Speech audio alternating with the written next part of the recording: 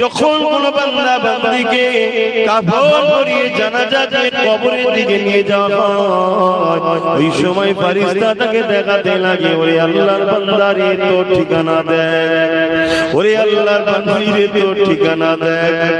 জানি না পাশে কি দেখাবে আমার জানা না। ওরে আমার বান্দা বান্দিরে দেখ, আল্লাহর ফেরেশতা দেখাবে যারা গুনাহগার হবে তাদেরকে আল্লাহ জাহান্নামের আযাব দেখাবে।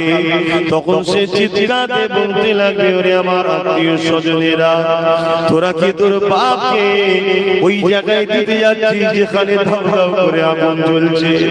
তোরা কি তোর মাকে ওই জায়গায় দিতে যাচ্ছিস যেখানে দাউ দাউ করে আগুন জ্বলছে?